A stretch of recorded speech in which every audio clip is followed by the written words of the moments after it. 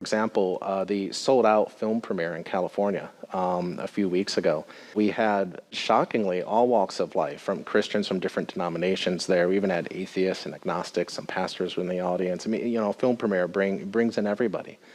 Quite honestly, this film is something that builds and builds all the way to a shocking conclusion at the very end. And people, quite frankly, were weeping and walking away in awe and in shock, regardless of what your preconceived notions were when you came into it.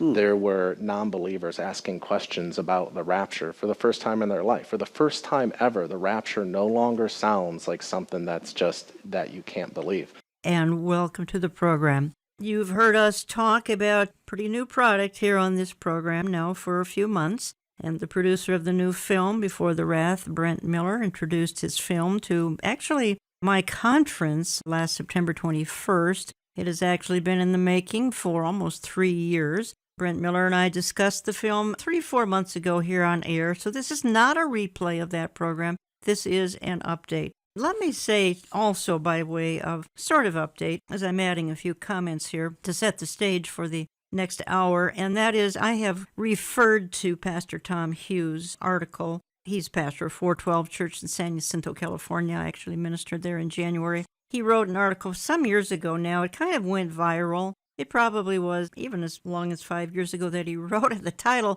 5 Reasons Pastors Don't Teach Bible Prophecy. Just reading a couple of bullet point paragraphs. He says, prophecy fills the Bible. End-time prophecy touches every person alive today. Jesus taught on it, so did John, Peter, Paul, James, and Jude. Yet only a small percentage of the churches teach this crucial part of God's message to our generation. Tom goes on to say, some pastors don't teach it for theological reasons. They don't believe it. They don't think it applies to us. They consider it symbolic or whatever. And then he goes on. Others believe we're probably living near the end of the age, but still refuse to touch the topic. They see it as an elective part of God's curriculum. Take it or leave it. And then Tom concludes, and I'm skipping parts of his article, that's not how Jesus saw it. He reprimanded the Pharisees and Sadducees for not discerning the times. When it is evening, you say, it'll be fair weather, for the sky is red. And in the morning, it will be foul weather today, for the sky is red and threatening.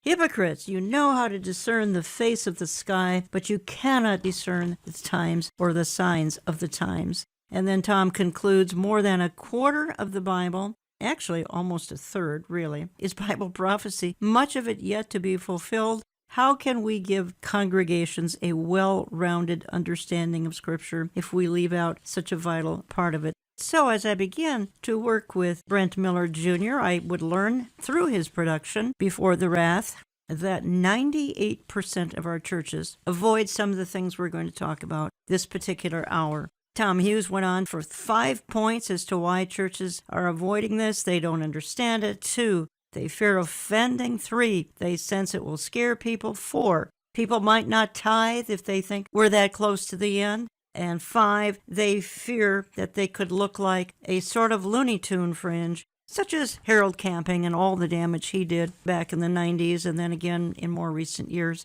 I always bring Tom's article into discussion when we have a topic like we're going to have for the balance of the hour. Brent Miller, welcome back to the program. Thank you so much, Jan. It's amazing to be back on. We have carried the product. We've now sold a number of copies. That's an understatement. And we've had feedback, and I'll go into that just a little bit later. And let me quickly say that participating in this film, and you've got a lot participating, you've got actors, you've got commentators, Amir Sarfati, J.D. Farag, Jack Hibbs, and others. Let's start at least with an explanation to my audience. You had unexpected delays, big time. You had, let's just call it opposition. Talk to us for a minute about that. Quite honestly, in 20 years of filmmaking and working in new media, even back for MTV networks, I have never experienced the type of opposition and problems that have come up throughout the production cycle Before the Wrath. Even recording sessions that we had scheduled with Kevin Sorbo, who narrates the docudrama down in L.A. Many will remember the L.A. fires that kind of shut everything down. Kevin Sorbo had to flee L.A., so the whole production crew not only had to delay some of the recording for a couple of months, but we had to fly all the way out to East Coast and do the recording out there. We've had deaths closely related to people on the production crew. pivotal members in post-production, which delayed things, where things had to be rescheduled months later. But God is faithful and just led us through the trials, and we kept pushing forward, and he saw the film to its finish. Wonderful finish, in fact. We're going to be playing some clips, quite a few, as a matter of fact, from the film. Brent, I know, I get it, that your goal was not necessarily to focus on rapture timing. Your goal was to get people to see that, guess what, folks? There really is a rapture in the Bible. And what you did is you kind of dug it out of the ancient Jewish Galilean wedding. The Galilean folks were actually a subculture of the Jews back in Bible times. So you found this incredible Galilean wedding that you put into actual drama with some commentary. I want to play a couple of clips, but I want to start here. I'm saying that the goal was not necessarily to focus on rapture timing. Nonetheless, this is a clip I think is important, and we can discuss it. If the events prophesied within the ancient records are indeed to come to pass, then knowing the timing of the Lord's return would be of great importance. The conflict, the disagreement, the contention over the timing of the rapture, and particularly in the last 10 years, it has gone off the chart. You know, instead of saying, "My, how they love one another," as they said of the early church, now today of the church, they say, "My, how they fight with one another."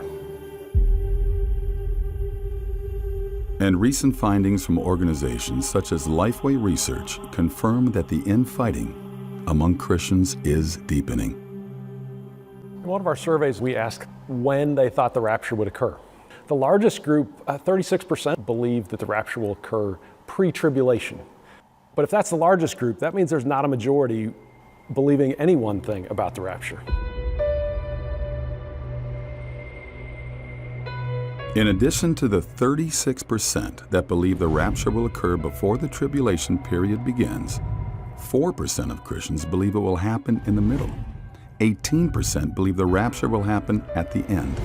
An additional 13% consist of other timing variations and theories. 4% just aren't sure about any of it. And surprisingly, the remaining 25%, a growing statistic, no longer believe in a literal rapture at all.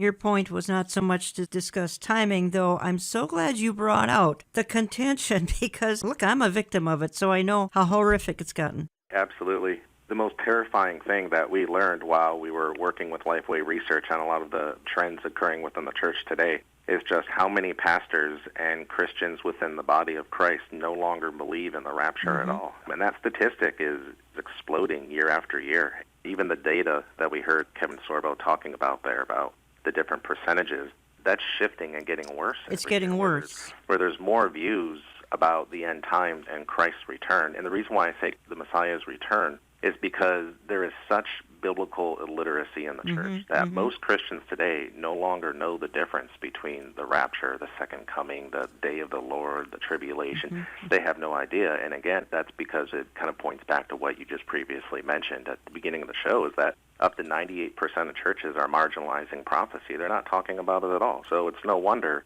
there's incredible confusion about even what the rapture is, never mind the timing and how it's even supposed to be part of God's plan. You said a key couple of words just a second ago. You said there are more views. Of course, there's always been many views on the end times. We've got amillennialism, which I think is doing great damage. We've got kingdom now theology, which, again, church is making the world perfect, etc. And we've even got preterism. We've got some other theologies that I would call aberrations. But these other theologies, some of these aberrations, they have just exploded here in recent years and decades, which probably falls under the great apostasy. And I'm going to get to the great apostasy in just a minute because you've got an outstanding clip we're going to play here. But the more views is huge. Now, there's always been views, but the biblical illiteracy hasn't been as bad as it is. In the last 10 years, the views are just popping up out of nowhere. And like you stated, there's always been various views and conflicts and debates, but it's always been a minority. And now we're seeing that it's becoming the majority.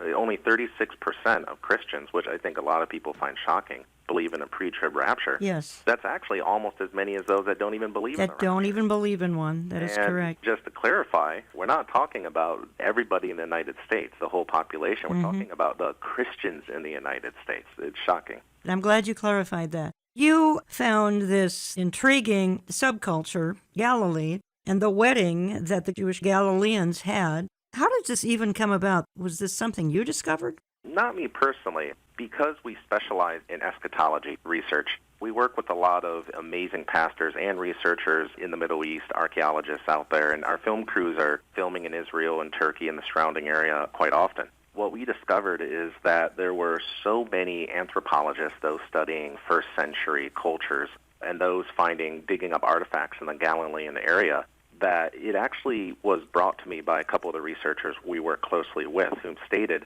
that some of these new discoveries that we've made in the last 10 years, nobody is talking about. And it is all related to the Jewish wedding, absolutely. But the reason why we kind of focus in more on the subculture, the Galilean wedding specifically, even though it is a Jewish wedding, is because even though in the past there's been some amazing parallels made between the Jewish wedding and what Christ prophesied about his return, there's always been some missing pieces to the puzzle, if you will. When you focus in on the Galilean wedding, all of a sudden those pieces are exposed, and now the entire picture, prophetic timeline, if you will, now clicks into place, and it's so perfect that even a non-believer can watch this and say, wow, that makes perfect sense.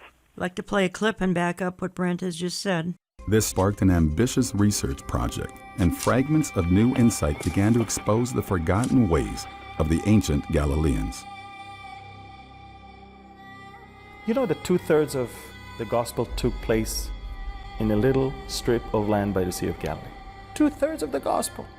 It actually makes no sense if you really think about it.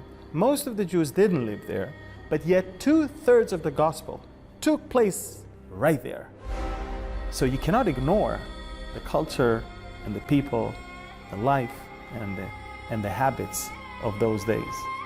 And that's why the Galileans are playing such a big part. There are a lot of other people who have a lot of pieces to the puzzle, and a lot of other people are working on the same projects. It's an enormous research project to make sure that you find it and get it right, because there were so many people bringing up little bits and pieces of this. I'm thinking, there's got to be a pattern here. And there was. Pieces to a puzzle that formed a prophetic timeline woven throughout the ancient scriptures that directly references an ancient Galilean ceremony. A ceremony that was passed on through generations to foretell how and why Christ will return in the last days of the world. And of all the ancient ceremonies this secret could have been hiding, it was discovered within a one-of-a-kind wedding. It's the ancient Jewish wedding in the Galilee. You heard the voice there of Amir Sarfati, because those making some comments into the film include Amir, J.D. Farag, Jack Hibbs, yours truly, Jay McCarroll from Lifeway Research. Kevin Sorbo is the narrator of the film. And then you've got, Brent, is it between 60 and 100 actors and extras? Almost 100 actors and extras and crew. I think you paint the most stunning picture when it comes to using the Last Supper and the cup of wine. And I'll play a clip that's going to illustrate that. And folks, some of you listening by radio, you can see these clips on our YouTube channel, Jan Markell, Olive Tree Ministries. We post these kinds of images, videos, etc. on our His Channel programming. If you're more visual and you'd like to see some of the things that we're showing you, that's where you need to go to see them. Otherwise, we're trying to paint a picture with audio, and we do the best we can. Talk to me a little bit, Brent, here about how you've tapped into the Last Supper. And I am talking to Brent Miller for the hour, Brent Miller Jr. He is the writer, producer, director of the new film that we are carrying and that we've promoted, I think now for 5 months anyway, and some of you have ordered from us and some of you have ordered from other places. Talk to me a little bit about the Last Supper, the cup of wine, and then we'll play a clip to illustrate this. This is one of the shocking discoveries when we were going over a lot of this evidence with our partners in the Middle East, that you find a lot more understanding in the Galilean subculture. We have to remember that Jesus was a Galilean. Yes. He related to kind of the intricacies in this culture very closely, especially with his disciples. What we find is that in Galilee, that the bride would be offered a cup of wine by the groom in order to conclude a betrothal for marriage. What many don't understand, especially here in modern Western culture, is that the bride actually had all the power and authority during that process. We think of women in the first century as not having any kind of authority, which was true in the outside areas, outside of Galilee, outside of Israel, and in pagan societies. But in the Israeli wedding betrothal, the bride was offered a cup of wine. If she drank from it, then she would be accepting the groom and she would be betrothed. But she had the option, all of the power, completely up to her by choice, to push the cup away and reject the groom. And everything would be off, no questions asked. But that's not even the most amazing part. We're already beginning to see the parallels with Christ and his disciples at the Last Supper. But the shocking part is that in the wedding betrothal, the groom would then drink from the cup of wine next. And after also drinking from the cup of wine, the groom would say, I will not drink of this cup again until I do it renewed with you in my Father's house, which is very similar to what we hear Christ say at the Last Supper. Absolutely. And this is portrayed in a stunningly beautiful way in the film. Again, the film is Before the Wrath. You can find it in our store, olivetreeviews.org, olivetreeviews.org. You can give my office a call. You'll find it in our various newsletters. Brent, I want to play that clip here of the Last Supper illustration, but I think you are offering some combo packs, things like that, beyond the single DVD, because that's what we're offering is the single DVD, but I think you have some packages, correct? Yes, the film is also available on a Blu-ray plus DVD combo pack. Also, we have bundles that come with a book, which gives kind of a deeper description of some of the Jewish wedding culture that's involved, and those bundles are available at beforethewrath.com. You have to get the various bundles at beforethewrath.com. You can get the single DVD from Olive Tree Ministries, olivetreeviews.org. I want to back up what you've said about the Last Supper, how it is tied into this story with a real short clip. Then it focuses down onto the moment where everyone holds their breath. So take and drink from the cup, solidifying the new covenant. But then he says something truly profound. Then the bridegroom says publicly, so everyone can hear, you are now consecrated to me by the laws of Moses, and I will not drink of this cup again until I drink it anew with you in my Father's house. But to understand why this phrase is so profound, we must look at another act recorded later in the Scriptures. During the Last Supper, Jesus offered a cup of wine to his disciples to signify a new covenant with them.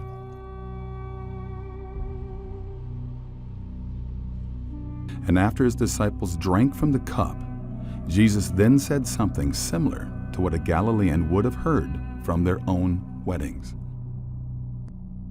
He said, But I say to you, I will not drink of this fruit of the vine from now on until that day when I drink it new with you in my Father's kingdom. And the point you are making, Brent? The reason why Jesus used a Jewish wedding, specifically a Galilean wedding, is because his disciples were all Galileans, with the exclusion of Judas, of course. They were all Galileans. And Jesus used parables and metaphors with people about the way things were in heaven, about spiritual truths. It's not a coincidence at all that so much of what Christ revealed to his Galilean disciples about the end of days and his return at the end of days, which they heard it before anybody else, by the way. They came and asked him, tell us about this time that you're coming back, is that, of course, the way for them to understand it the most was to use something that was already ingrained by their culture. In fact, I believe God predetermined that agreement in their culture ahead of time because it was for God's glory, because it was the prophetic timeline to the first coming, through the rapture to the second coming of Christ at the end of days, so they could completely understand the spiritual relationship between becoming the bride of Christ, because they related to these things in their own wedding. I'm going to have Jack Hibbs weigh in here and back up some of the things you've just said. He talks here about it's the Galileans who would have understood all of this. But Jesus warns that many will not accept his offer to attend his wedding feast, that there will be many that choose to be separated from him for all of eternity, those that will be left behind. When they get to the Father's house, everybody piles into the compound now, and the feast is set and ready to go, and the door is shut behind them. and no one leaves and no one comes in for 7 days and nights. And in ancient Galilee, if you were locked out, there was no getting in. There are so many people who know about it, believer and non-believer. Oh yeah, I've heard about the rapture. Oh yeah, Jesus is supposed to come back. I've heard about this. Listen, hearing about it's not enough. In fact, we know from Galilean experience from first century that you not only had to be ready, you had to have enough oil, you had to get in. You had to get into that wedding. And then the door was shut. By the way, once the door was shut, it was shut. Those who were out were out. And you think about the incredible, terrifying reality of knowing that Christ said he would come back and to then be shut out, to be left out. And yet Jesus was warning us in those parables. He was warning.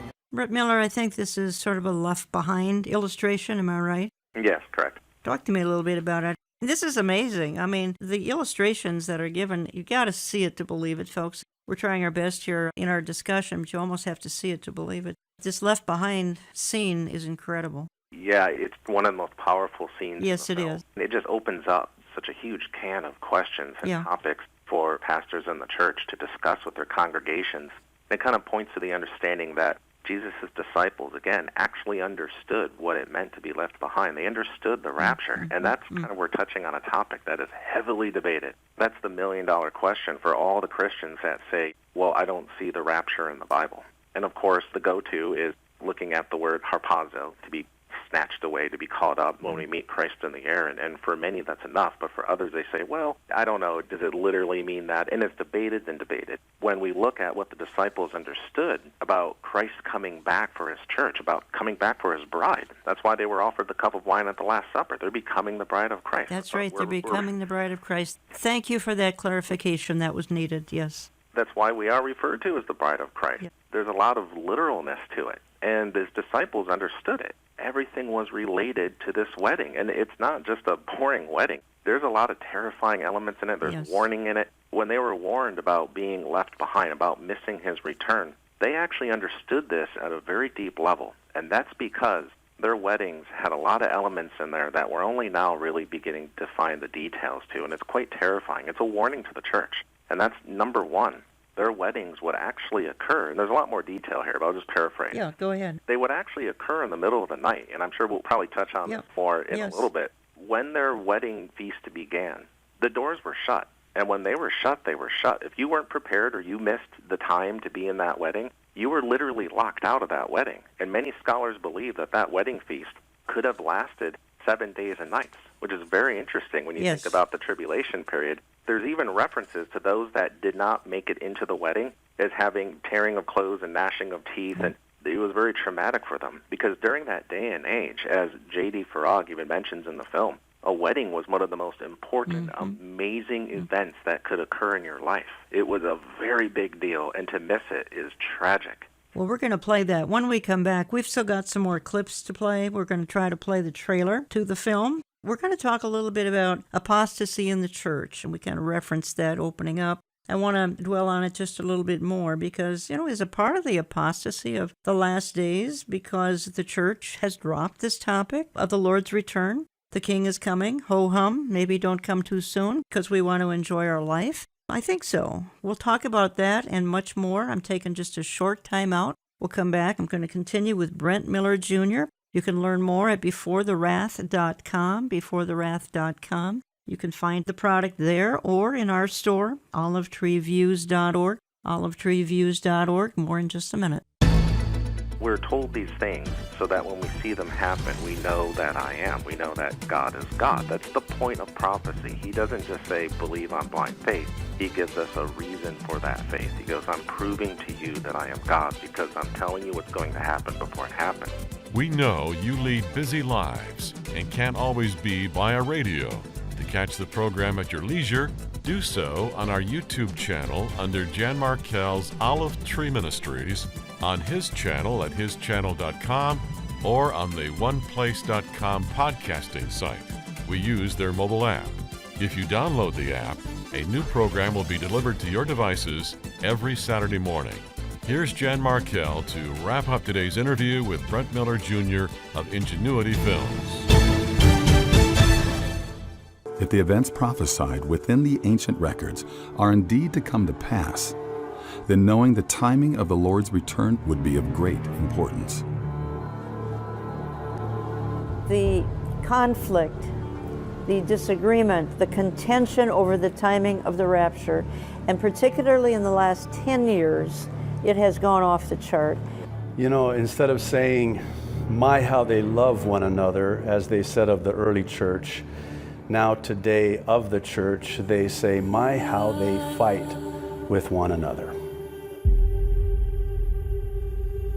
And recent findings from organizations such as Lifeway Research confirm that the infighting among Christians is deepening. In one of our surveys, we asked when they thought the rapture would occur. The largest group, 36%, believe that the rapture will occur pre-tribulation. But if that's the largest group, that means there's not a majority believing any one thing about the rapture. In addition to the 36% that believe the rapture will occur before the tribulation period begins, 4% of Christians believe it will happen in the middle. 18% believe the rapture will happen at the end. An additional 13% consist of other timing variations and theories.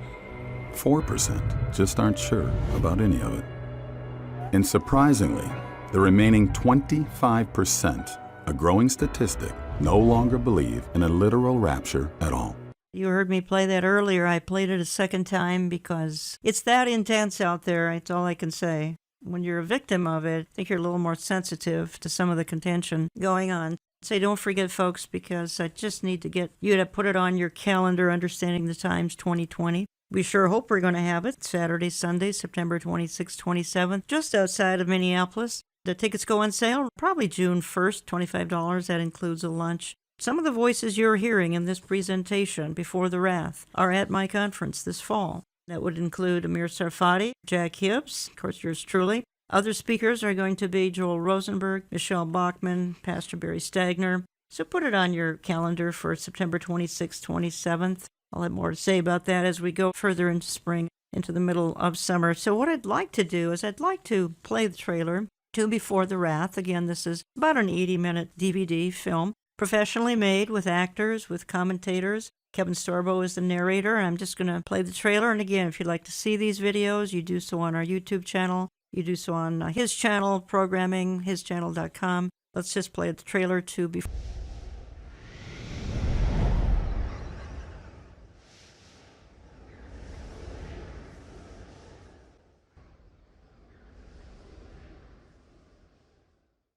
Welcome back. I have Brent Miller Jr. with me. Brent, you made a comment, I believe it was opening part of the program, and I think it might have even been in a clip we played to introduce the program, that at the screening, you even had some unbelievers. Now, this was in California. This was a number of weeks ago now. What did they have to say to you? I've heard bits and pieces of conversation that were occurring at the premiere, and of course we received a lot of phone calls and emails, and even some feedback from pastors that were at the premiere of various denominations. A lot of younger people were at the premiere.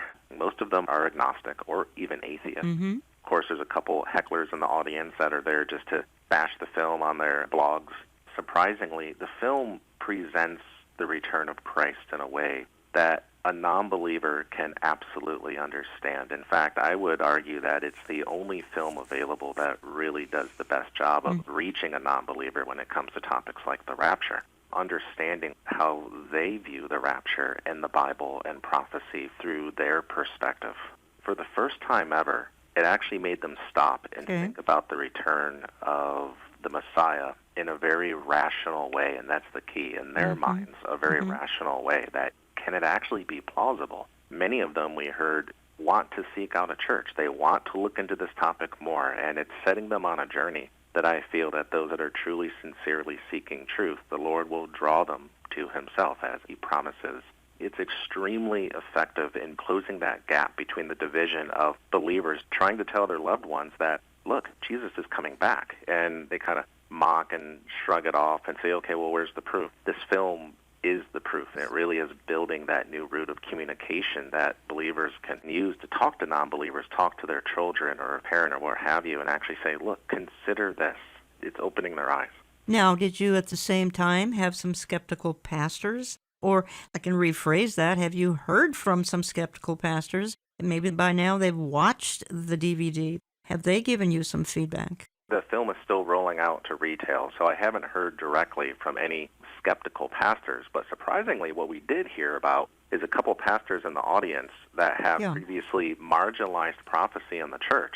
And not because they reject prophecy, but for some of the reasons that actually Tom Hughes mentioned in his article, right. Fear, and they don't want to be associated with the fringe, and all these things out there. They've watched Before the Wrath at the premiere and said, next Sunday my message is going to be about the things discussed in this film, because it presents the rapture and the return of Christ in a way that they now say, this is something my congregation can understand, and it's not going to divide them. It's not actually going to cause conflict, and it's an icebreaker to bring prophecy back into the church. That must have been an enormous blessing for you. Absolutely. In fact, that's the goal of this film. That's the goal. In fact, behind closed doors, what our prayer and what our goal is, what we discuss, is that we want to get this film into the hands of every single pastor in the entire country and have them show this to the congregations. That is ultimately the goal. My audience, you can order it from one of a couple of places, plus it'll be available in retail outlets eventually here, probably in the next couple of weeks. Get a copy for your pastor, olivetreeviews.org, get a copy, or you can go through beforethewrath.com.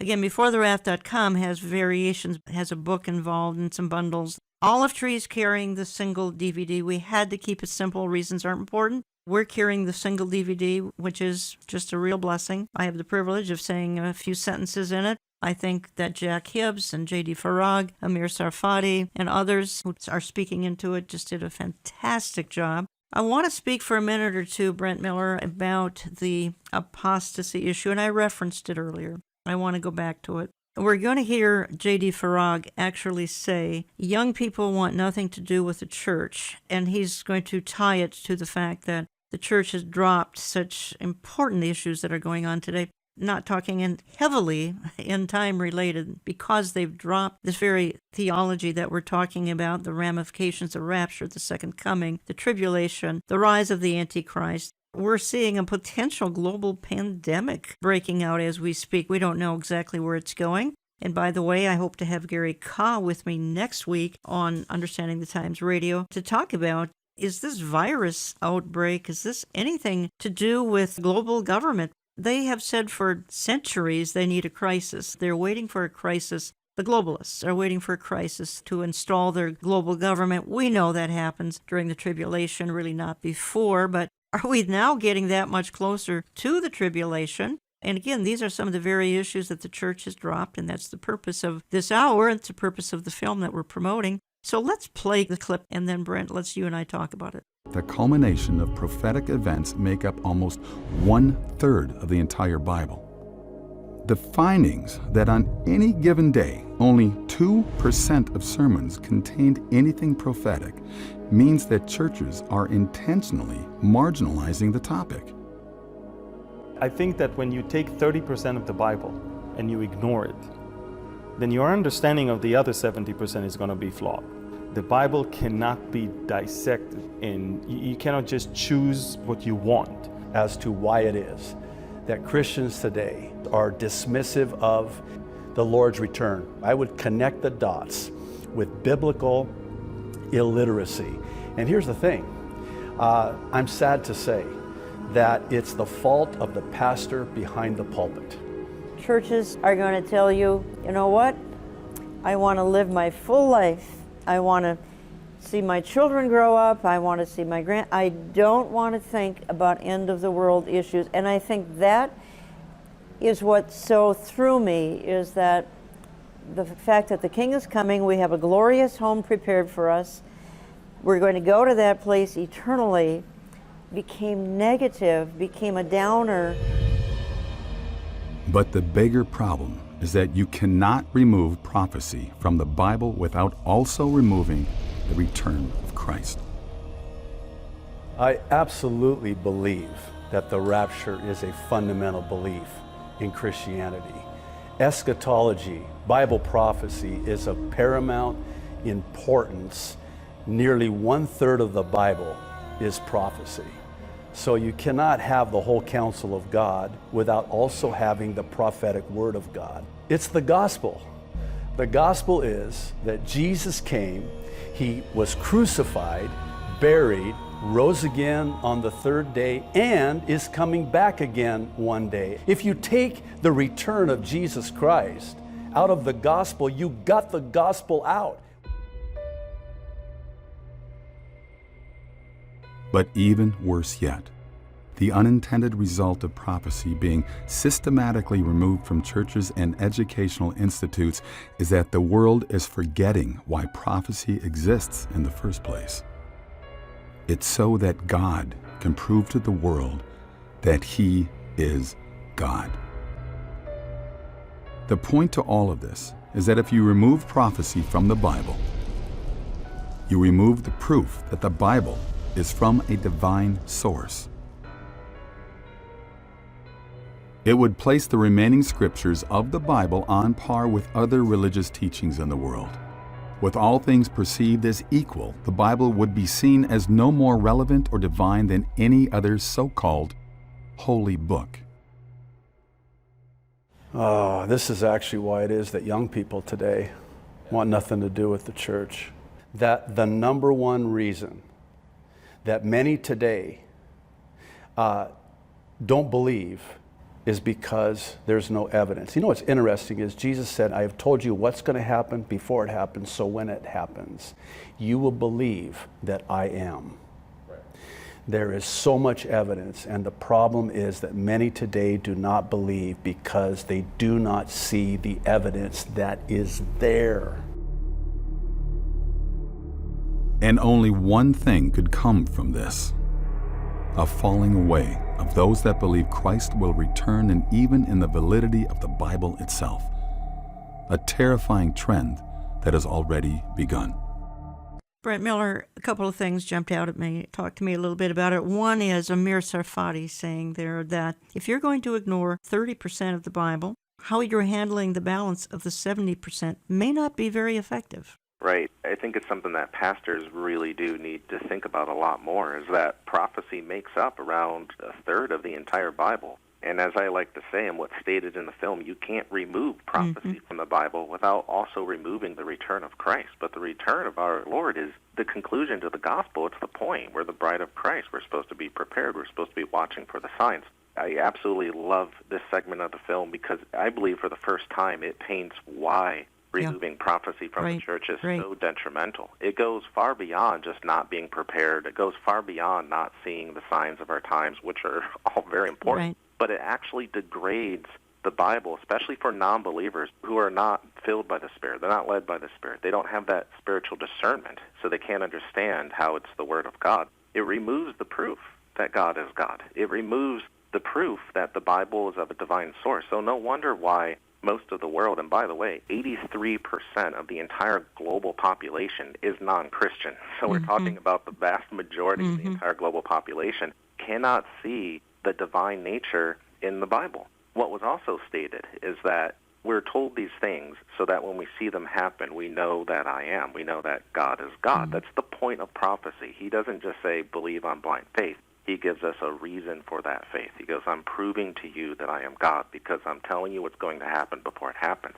For those that are out there now that may not have a lot of knowledge of the end times, of eschatology, may say, well, a lot of these end time events haven't happened yet. Well, that's correct. But remember, the Bible has roughly 2,500 prophecies in it, and 2/3 of it have already come to pass. So we look at everything that's already occurred, and if that's all occurred in perfect accuracy, and it has, and it can all be proven, many of them with extra-biblical historical accounts, then why wouldn't the remaining 1/3 events, which begin to take place now at the end time, also not come to pass? Well, of course they must. Statistically, they have to. Another thing that jumped out at me is something I said, which I do say quite often, and that is, I made that little statement in that little clip, that I never thought I would live to see the day where the glorious news that the King is coming would actually become sort of a downer. It's sort of, like I said a few minutes ago, the theme of the church today is come Lord Jesus, but not too soon. And J.D. Farag in this clip as well jumped in, and he really puts a lot of blame at the feet of the pulpits and the pastors. Not all. those of you pastors listening who are holding to this truth and telling the truth and preaching the truth of this message, thank you and thank you again. But again, so many aren't. But how did this news that Jesus Christ is going to return to deliver this aching, sinful, stained planet from sin, when he comes back, now this would be at the second coming, he's going to install perfect global government, a perfect one world system, where the Lion and the Lamb lay down together in perfect harmony. And that message, Brent Miller, in the church seems to be a downer and bad news. As I said in the opening of the program, we want to raise our kids and grandkids, and can't this wait? I never thought I'd see that.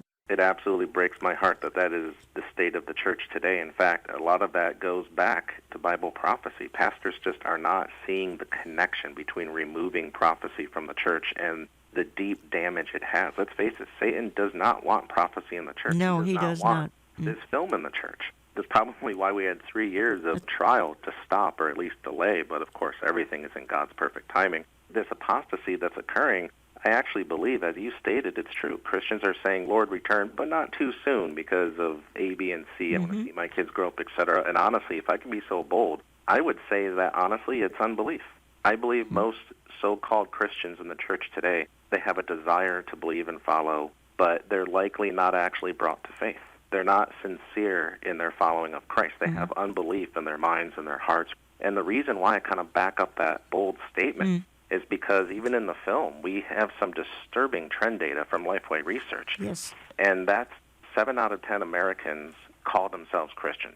When they're asked about the validity of the Bible, very basic things like Jesus Christ is the only way to heaven, the Bible is the complete Word of God, you ought to tell others about the gospel. We're talking about very simple core beliefs of the Bible. And this shows you how bad the apostasy is and getting worse, is that only 15% of Christians, not the U.S. population, of Christians, 15% actually said they agree with all of those statements, that the Bible is the complete divine Word of God.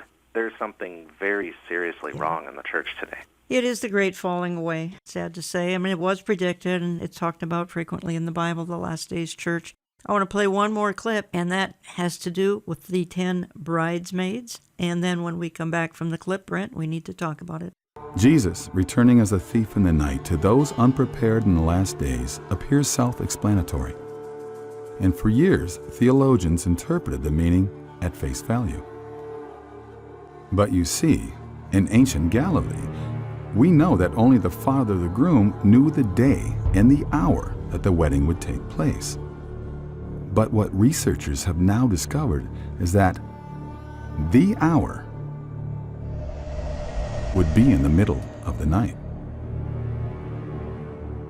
Well, even the idiom of, no man knows the day or the hour, the idiom of as a thief in the night, they in that day would have absolutely understand exactly what Jesus was saying when he uses those expressions.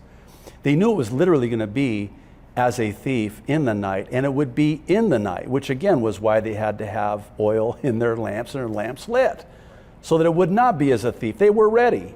They were dressed and ready. This was the ultimate surprise twist on the Galilean wedding. And Jesus, who lived among them for years, knew this all too well, that the groom would come for the bride in the middle of the night. Her life was pure. She was slept in her wedding dress. Her bridesmaids were dressed in their white linen garments, and they were ready to help her out should the bridegroom come, which he was coming unexpectedly at an hour she didn't know, so that she could be ready to meet him. They will do that in the middle of the night for a reason, is to basically declare that it can happen when everybody else are not necessarily ready. It is deliberate, and that's why only the people that have an active part in the wedding are excited and are ready, but those that are not are they're asleep. But they are literally asleep. Yes, and that's why we're told not to fall asleep as others do. That's why one of the reasons I think Christians should always look for is, what are the signs that Jesus gave to the disciples? And are we seeing them? It was the voice of Amir Sarfati, who comments throughout the film, as does J.D. Farag, Pastor Jack Hibbs, yours truly, Jay McCarl, and others. You're listening to Understanding the Times Radio. Jan Markell, I have on the line from California, writer-producer Brent Miller Jr. of Ingenuity Films. We carry the new film Before the Wrath. That's the clips we're playing, would be from the new DVD. We carry it, olivetreeviews.org. And we've had folks who've had it now for a week or two, calling in and ordering 2, 3, and 4 more. And sometimes to give to a pastor, which is kind of the point here. We've had just wonderful feedback, of course. Brent, your comment, let's go here to the 10 bridesmaids, because that was a fascinating scene. This is a warning to the church. We've very clearly fallen asleep in these last days. In fact, we're warned not to fall asleep as others do, as we just heard, and yet the church is asleep.